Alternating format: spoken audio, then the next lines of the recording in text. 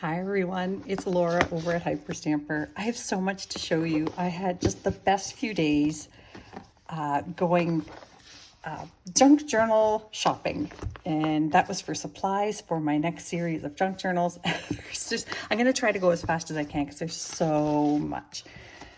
These are actually not from this hunt, but I've never showed them before because my intention was always to hang on to them. These are from the turn of the last century, and these are mostly letters from suitors in 1906 and 1907 to Miss Maud Wilson, and they were from a gentleman in Maine. I believe his name was Wallace, and there was also a Henry, and they were suiting Miss Maud. So they're wonderful. They're full of their letters in their original envelopes. They're spectacular, and I'm thinking of putting these in some of my journals. So if you are interested in having one of these letters included in a journal, please email me below, and we will talk. So let me first show you the books that I have acquired. Just an adorable little tiny book. This won't be a full-size journal. It'll be a little teeny tiny one, but it's got these wonderful children's images on that beautiful velvety hard cardstock paper. Love it. And we've got the Play Hour. There's not many images in here. I've already pulled a few out that were Christmassy to go in my Christmas journal. That's coming up soon, but really quite a lovely cover. These are a little harder for me to work with because they're huge and they take twice as much paper, but I might attempt it. This is probably my favorite one. It's the teacher's edition of Look and Learn, and this one is from the 1920s, 1940s. The images are so wonderful because they were for the teacher, so she would have used these for lessons. So you can see they are just pristine. Look at this. They would have been games that she would have played about seasons, what doesn't belong in a picture. They're really quite fun. I love it, and I don't know what to do with it yet, but I'm absolutely in love with it. I was so excited when I found that. This cover here, I'm actually going to tear off, and I think I'm going to put it inside of a Christmas journal rather than make it a journal. And then this here, I've never seen a vintage book like this one. This is from, I want to say, the early 40s or 30s. And this is an Easter book. Oh, sorry, I'm wrong all the way around. It was copyrighted in 47, but reprinted in 65. But look at this. And it's got the most beautiful images in it. I can't wait to get my hands on that once I've removed the pages. I have had 2 people in the past ask me for Easter books, so now I can make one, but you have to be the first to email me, and I can set it aside for you. This is just the most beautiful cover. You may not be able to see it because of the light in here, but it is a wonderful, beautiful old book. There are a few images in here, not a lot, but it's mostly the cover that I went for on this one. This, of course, is a classic, the Bobbsey twins at the seashore. And this is just the sweetest little image. And I have the feeling that a child over the years was scratching the flower that the boy was handing to the girl to see if she could smell it, because it's also here, which I think is just adorable. This was a very expensive one, so this journal won't be as reasonably priced as my others. It'll still be reasonable compared to others on the market on Etsy, but some of the plates in here are, oh my gosh, they're so special. So that is yet to come.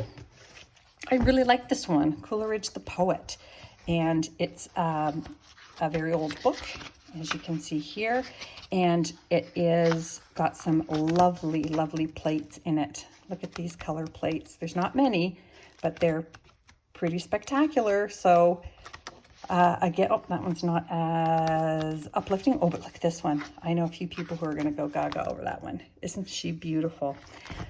So there you go. That's a thin one, but I can make it thick. I love these sunny day books. They just make me happy in every possible way. Again, these beautiful, thick, oh, that's going to go in my Christmas album. I didn't see that one. All these images are wonderful. This velvety hard cardstock they used to use, and the plates are really, really wonderful. And look at this. I'm going to have a few people that are going to love this. They're not as traditional as the fairy pages, but look at these sweet, sweet little images here. of the fairies. I know some of you out there are going to love this because I have been getting a lot of fairy requests since I posted the video of the fairy journal I did for a wonderful, wonderful woman in Quebec. So there we go. Sunny Days.